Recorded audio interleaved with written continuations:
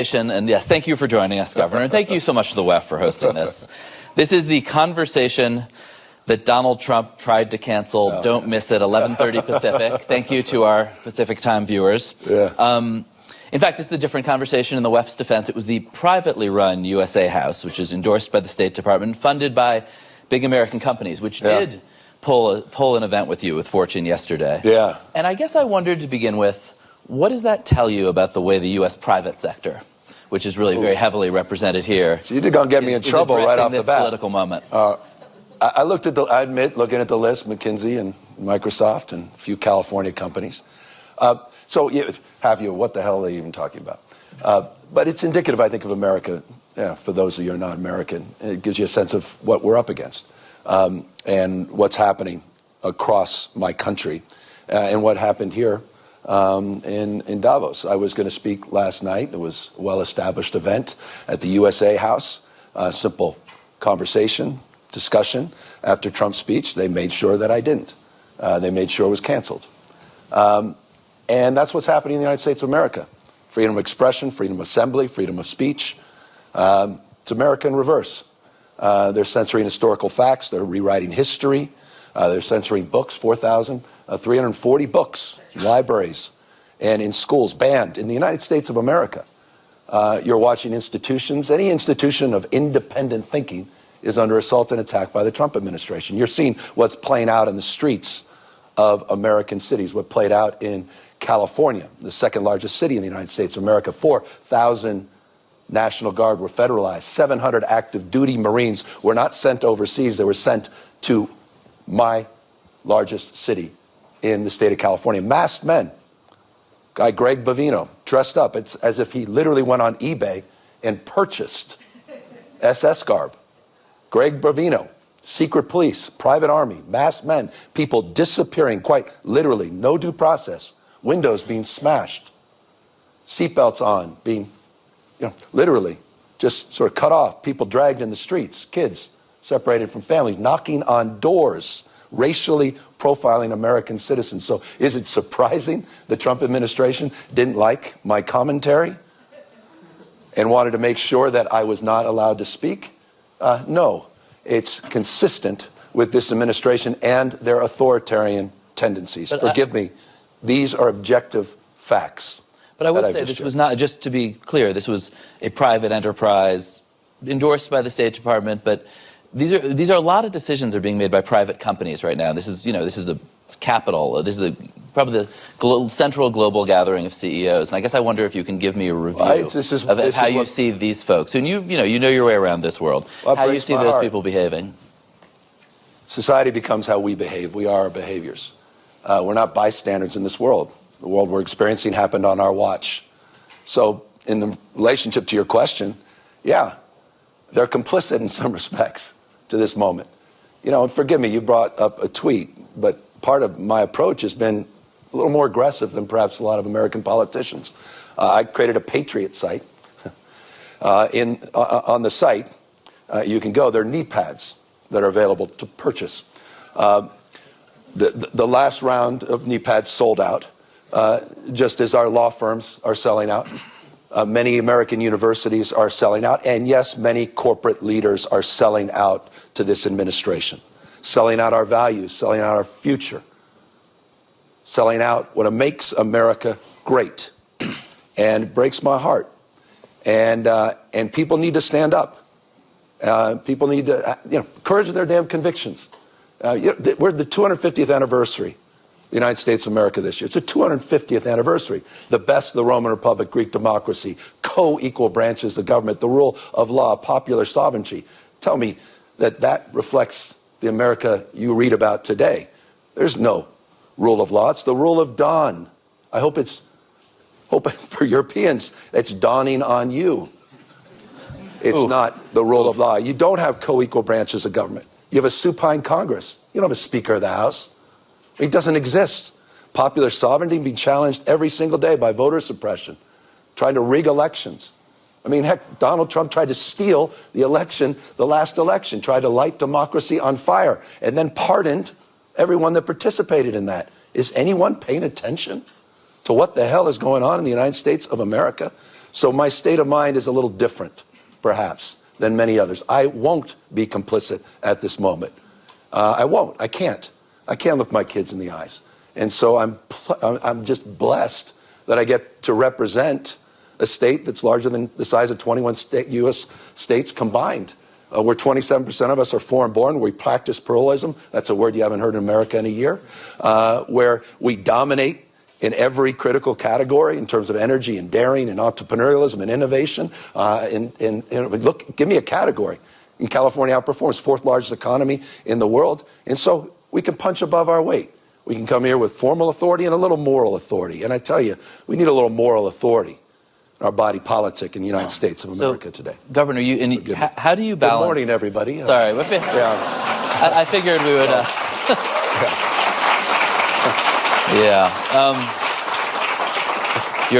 You're a tough interview, Governor. No, I forget. And when I think you have chosen a sort of, if you can't beat him, join him strategy to the way you're talking about this stuff. You talk, you're running around distributing knee pads to CEOs, and I think it does. I'm not handing them out. And it does. I do have a few, if you'd like. I don't know. And honestly, it sounds. By the way, I'm not kidding. They're the new Trump signature series knee pads. Yeah, and they are available online. I told you the last one sold out. And I just want to sort of. This is a serious moment. It actually, we laugh. Anyway, these are available and in bulk too. But I want to read you a couple of things the U.S. government has said about you in the last 24 hours or so.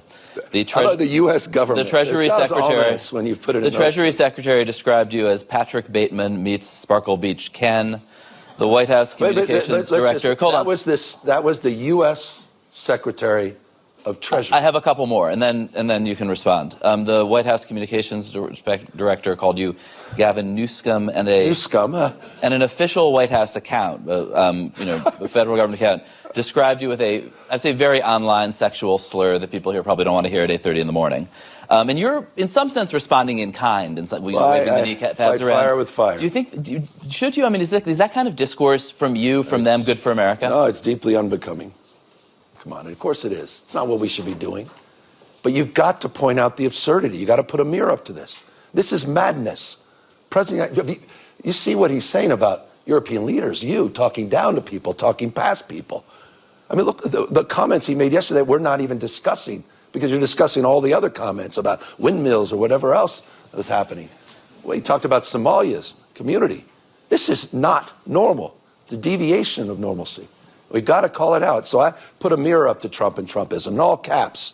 And it was ironic because Pravda, Fox News in America, others, they got offended by it. They said, well, where's his mother to wash his mouth out with soap? I said, well, where the hell have you been?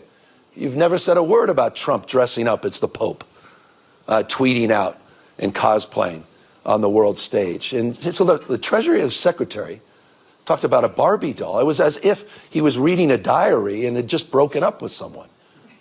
I mean, that was the Secretary of Treasury using valuable time yesterday on the world stage. Some sexual, thank you for not sharing that on the official White House account. We're deeply in their head. I think the affordability agenda appears to be, I'm living rent-free in the Trump administration's head.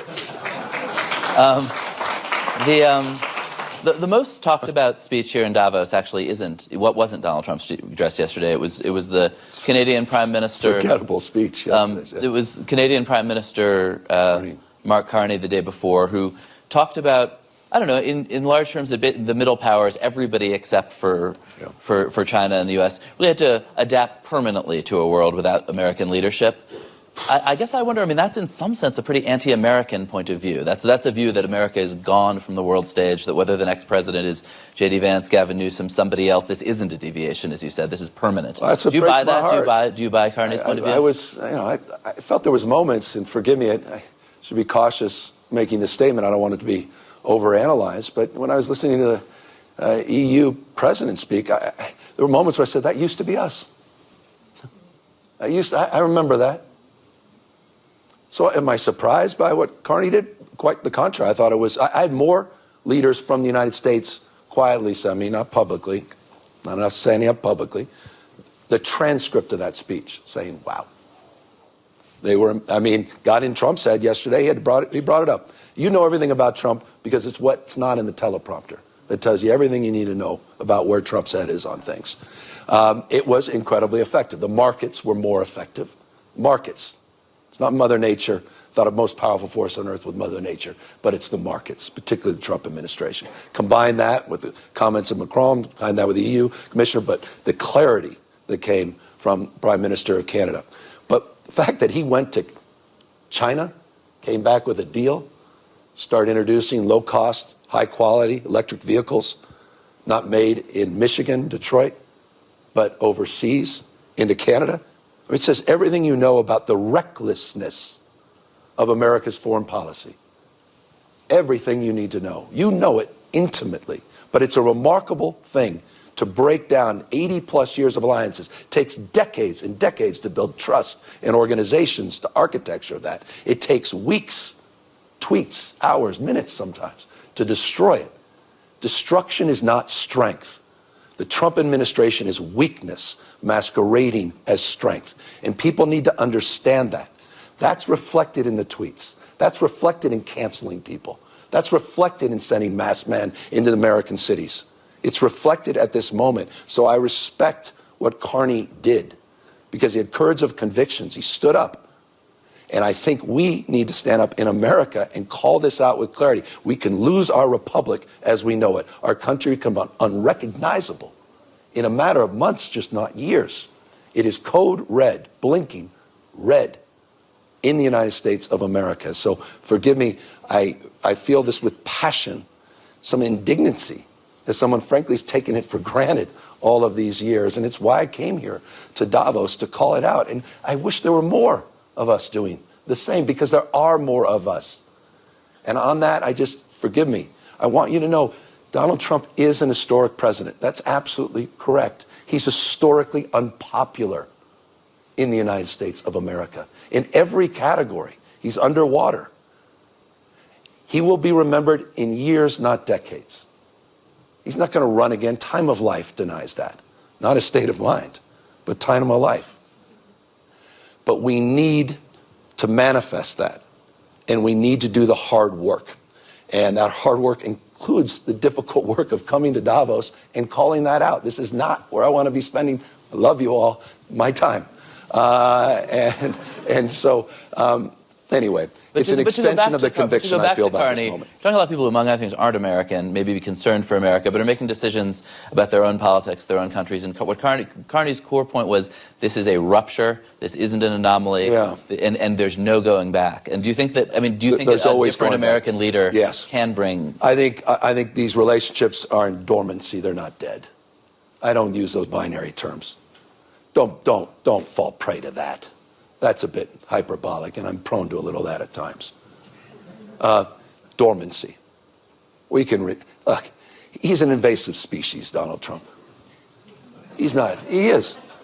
He took over the Republican Party. They're just. He's got, a few of them. Lindsey Graham. Speaking of the knee pads. I'm sorry. This is tough stuff. It's tough stuff. I don't recognize these people any longer. I used to respect Lindsey. Lindsey, you think what I'm saying about Trump's tough? How about what Lindsey Graham said about Trump? How about the Secretary of State, Marco Rubio? Do you think... these are the same people. And this is why for things to change, we need to change. Do you think and that's why I'm changing my approach. And again, grateful you all took the time. I suppose, do you think post-Trump there's a path back? Because you see this everywhere, the kind of insult politics that you're doing here, which you said you don't really enjoy it. You kind of seem to. I just putting a mirror up. You gotta.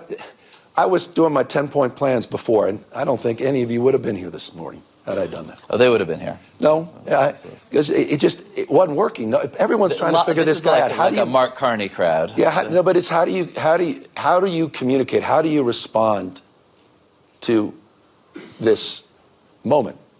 And for me, it's about iteration. It's an entrepreneurial spirit. It's a very California mindset.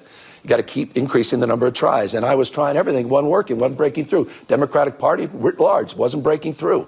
And we decided the only way to address Trump is quite literally to fight fire with fire.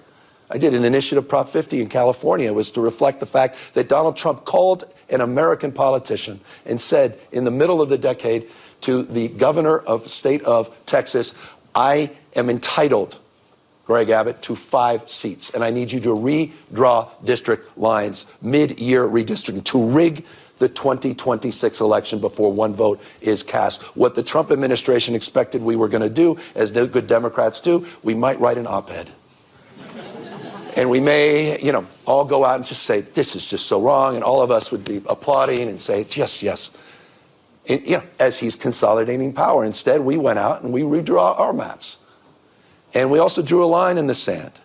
And I think that's what's required at this moment. And he susses out weakness like no one else. That's his great strength. That's his gift. But you punch back. You fight fire with fire. You display conviction and strength. It's a different relationship. And so my relationship to this moment is reflected in that. I'm not naive. These guys are going to try to take me down, not just my state. I'm not naive about what I've said this morning and how that will be reflected in the official White House account. I'm not naive about the fact that he threatened to prosecute the Fed chief in the United States of America that has subpoena against another sitting governor, Tim Walz, who's literally going after his enemies with the FBI and the DOJ and these power ministries. I'm not naive about any of this. I'm not naive about the corruption and the graft at a scale we've never seen in American history. I'm not naive about folks writing billion-dollar checks to Witkoff, to Jared Kushner, for this new peace deal they're announcing today. I'm not naive about the fact that the President of the United States made $1.5 billion+ in the last 12 months, personally. How the hell are we putting up with this? We have to call this out. Unprecedented in American history. Happening in real time on our watch. We have to be held to a higher level, all of us, myself notably, to a higher level of accountability at this moment. I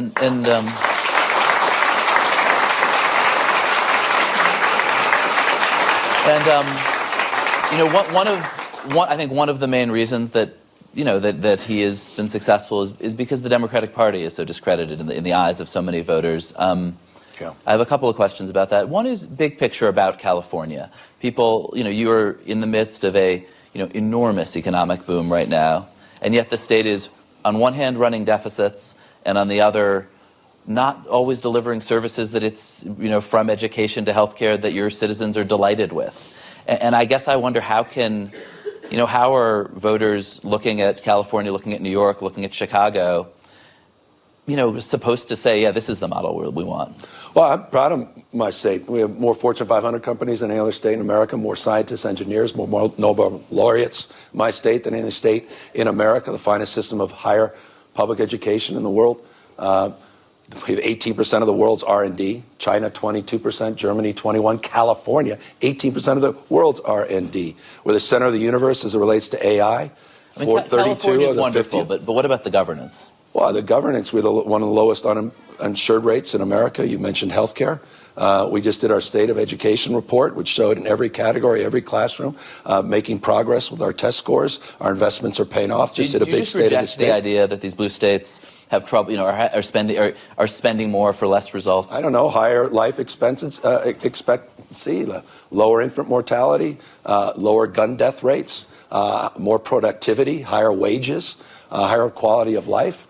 $83.1 billion. That was the net contribution that we provided to the federal government versus red state like Texas. That was a taker state of $73.1 billion. So we're producing more, and people are, I think, creating more opportunities. So, look, are there problems? For instance, you're supporting the mayor of LA for re-election after these terrible fires that a lot of your citizens do feel was in part because of government mismanagement. Do you just reject that narrative that the government has anything to do with these things? I absolutely accept that we all should be held to a higher level of accountability in terms of our governance, and I think there's many areas of reforms that are necessary, and so many areas of reforms that were underway. We can get into the specifics of any one of these issues, but the general notion that in the middle of winter, with 100-mile-an-hour winds that were attached to a fire, that somehow, by the way, there were 16 major fires, in Southern California over a 2-week period, that somehow that had to do with fire hydrants, is rather preposterous. And it was shapeshift because of the complete bullshit that came from Donald Trump and Elon Musk, saying somehow the sprinklers didn't work and the fire hydrants didn't work because we didn't turn on a valve in Northern California. These are literal words from the Trump administration. So I do reject that. Do I reject this notion of being self-critical about governance and management across the spectrum? No, that's fair game. And probably the biggest governance issue, policy issue, fueling right-wing parties in the United States around the country is immigration. And you know, I think liberal parties, again, in the U.S. and around the world, had a posture of welcoming immigrants that it just turned out a lot of Americans, a lot of Californians, but more Americans are unhappy with. Illegal immigration, the out-of-control border, but also it's the last issue on which Trump, though his numbers have been sliding, remained somewhat popular. And I guess I wonder, do you think that your party went too far, or that you went too far? And I think, for instance, you know, in extending Medi-Cal to the California healthcare program to undocumented immigrants. Like, do you? Well, two different I guess questions. On the big picture and the small picture, do you feel like you went too far? Two different questions. Do I believe in universal health care? Yes, regardless of pre-existing conditions, ability to pay, and your status. I campaigned on that, and we delivered on that, and I'm proud of that. We're one of 16 states to provide care to people regardless of their immigration status. By the way, we have universal care in emergency rooms, and you pay the price on the back end, at least Americans, for that, regardless of your immigration status. But the issue of immigration, Donald Trump is very unpopular on immigration. He's successful on the border. Separate issue, connected. And yes, the Democratic Party failed in the last few years on the border. And yes, I was critical of that. And yes, I put our own National Guard on the border the day I got elected into office in 2019. Sent 394 National Guard down to the border. And we were very, very pointed with the Biden administration that we were failing to deliver border security for a number of years. On the larger immigration issue, I happen to share the same old office of Ronald Reagan, governor of California, who decided in his last day in office at the White House, and he gave a love letter to immigrants from around the world. It was a love letter to America and what distinguishes America from the rest of the globe. He talked about Lady Torch, Lady Liberty's torch. And he talked about the vibrancy of newcomers, people coming all over the globe for riches and new beginnings, becoming Americans, and what defines our great nation. And that's the spirit that defines my mindset. Getting first-round draft choices around the rest of the world is what makes California so vibrant. It's because of that diversity, and it's because of people's willingness to dare and to match up with ideas and perspectives and backgrounds to come in to make a go of it that has made California the 4th largest GDP in the world. But we have failed on the border, and Donald Trump is failing on immigration. His economic policy is not complicated. It's tariffs, which is a regressive tax. It's mass deportations, which is having a major impact on supply chains. And you've seen the American jobless rate. You're seeing it growing, the unemployment rate in America. Besant didn't talk about this. They had the worst jobs numbers in the first year of the Trump administration outside a recession since 2003. 49,000 jobs a month. The Biden administration last year was averaging 168,000 jobs a month. Inflation is not lowering. It's still at 2.7%. Ask folks what a pound of beef costs in the United States of America, or a brand new car. Everything you heard yesterday was BS. And it's impacted by these policies of tariffs that are impacting ranchers and farmers and small business folks. A major tax that they celebrate, collecting, which is ironic from the Republican Party. And the third leg of the stool is a massive tax cut away from the wealthy and the privileged, taxing now the burden on small businesses and working folks. That's the policy, easily described, of America's economic strategy. And it's a failed strategy, and the impacts of that strategy are being felt all throughout the United States of America, including my state that has been disproportionately impacted by these policies. So I'm very critical of those. I'm critical of our assault on institutions of higher learning, research, institutions that have literally been, they're part of that formula for success. The rest of the world gets that. And he's putting sand in the gears across that spectrum. And in California, again, is fighting and pushing back. And some of those first-round draft picks got incredible contracts and are now made quite a lot of money and are now very freaked out, threatening to leave California over a proposal that, just to be clear, you oppose for a sort of one-time tax on the wealth of the very, very, very wealthy Californians. And I guess I want to ask you two questions. Yeah. One is, I was talking to somebody progressive here who said, this guy's basically a fake populist. He talks a good game about the billionaires. Here is an actual proposal that they're unhappy about, and you're on the other side. You're standing with Elon Musk and David Sachs on this. Why is that? Well, one-time wealth tax at a state level that almost exclusively goes to solve one problem, healthcare, and not solving for larger issues like education, supporting police officers and firefighters, and starves the rest of the general fund, that has had already the impact of people moving out of our state and impacting then the annual income tax collection, is not something I support. And by the way, vast majority of labor does not support as well. And that's reflected in my opposition. What's not reflected in my opposition, quite the contrary, is my advocacy for progressive taxes that does tax the wealthy disproportionately. Do you have a theory for I've how been to a tax strong advocate for that. Do you have a theory on how to tax this particular group who often kind of live in this and I'm sure maybe people in this room who do this, but who live on debt, who have no income and live on these sort of giant revolving loans? Yeah, I mean, when you could have that conversation. I think the wealth tax is sort of an attempt to get at that. Yeah, but at a national level, we're competing with 50 states. Capital flows and move, that's real. It's not imagined. It's very, very real. So we have a progressive tax structure, the most progressive in the country. By the way, states like Texas and Florida have the most regressive tax structures. They tax their lowest wage earners more than we tax our highest wage earners. They are the high tax states. We have the highest tax rate for the 1%. But for working folks and middle class, it's a very different tax structure. That's the approach we promote. That's the approach that we advance in our state.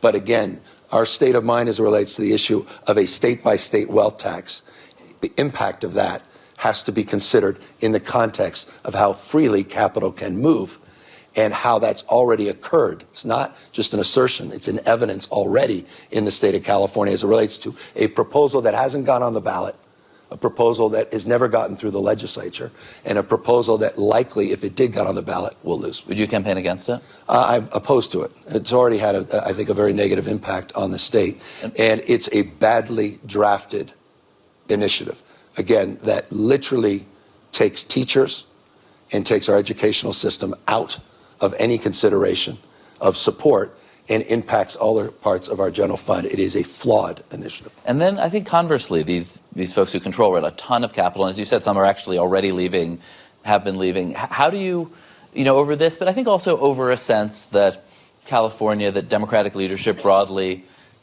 complains about billionaires a lot, does not give them the love and respect that they feel that they're entitled to. How do you? You talk to these folks. Some of them support you, some don't. But what are you saying as you call people up and say, "Hey, please don't leave California"? What's your?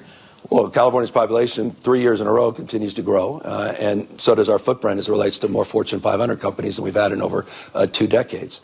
And our innovation ecosystem and startup ecosystem is second to none. We have half of the country's unicorns in our state. The largest market cap private sector company, OpenAI, just headquartered in San Francisco. They could have chosen any other state in the country. Look, I don't begrudge other people's success. I've never been that kind of Democrat. But I also recognize in a world, businesses can't thrive in a world that's failing. 10% of the wealth is concentrated, or rather 2/3 of the wealth in the United States is concentrated in the hands of just 10%. 10% of our consumer spending. The imbalance, it was Plutarch who said it to the Athenians 2,000 years ago. The imbalance between the rich and the poor is the oldest and most fatal ailment of all republics. Fast forward today. So this concentration, it's a very real issue, and we're going to have to address that. But we have to address it, I think, very thoughtfully and systemically, and I think we have to have it through the lens of a national reform. What we've done is the exact opposite with H.R. 1, which is going to explode deficits in the United States of America and debt. And again, it's transferred the tax burden to small businesses, farmers, and ranchers. It is an abomination, and it's a policy, unfortunately, the Trump administration is very proud of. Do you think a national reform is enough? I mean, a lot of this capital is really global. This is a challenge for all of us across the globe. And so the challenge is, do you have a redistribution mindset or a predistribution mindset? Do you have a progressive tax structure that can balance these things? And this is the iteration in the state of California, and this is our approximation. And I think California's figured it out in many respects. I mean, our entire entrepreneurial system is thriving in our state. We, I think, found that balance. We had the highest contribution of venture capital last year in our history, $106 billion. 68% of it went back into the state of California, despite our progressive tax structure. Well, from the tweets to Plutarch, thank you. Thank you so much, Governor. Thank you, guys. Thank you, everybody, for being here. Thank you. Thank you. From the tweets to Plutarch.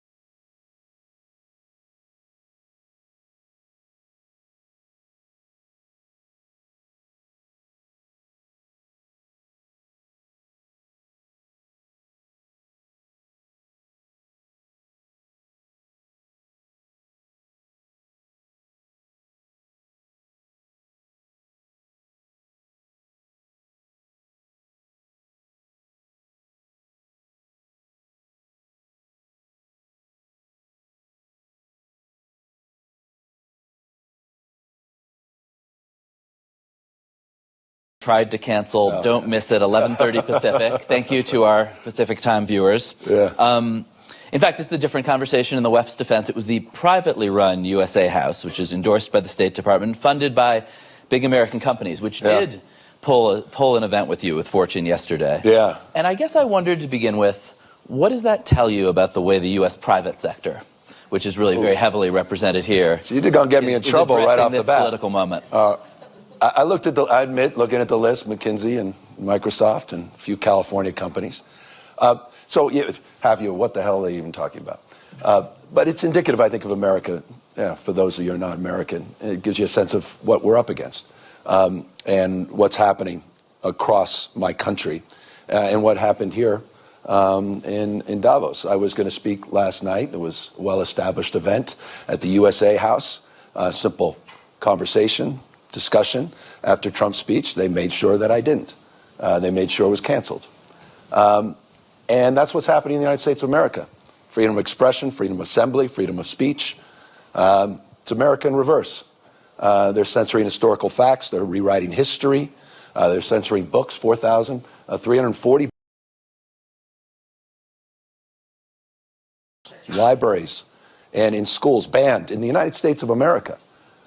You're watching institutions. Any institution of independent thinking is under assault and attack by the Trump administration. You're seeing what's playing out in the streets of American cities, what played out.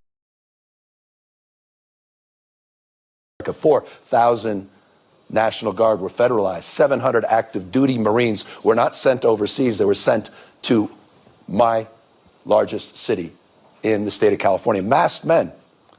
Guy Greg Bavino, dressed up. It's as if he literally went on eBay and purchased SS garb. Greg Bavino, secret police, private army, masked men, people disappearing quite literally, no due process, windows being smashed, seatbelts on, being, literally just sort of cut off, people dragged in the streets, kids separated from families, knocking on doors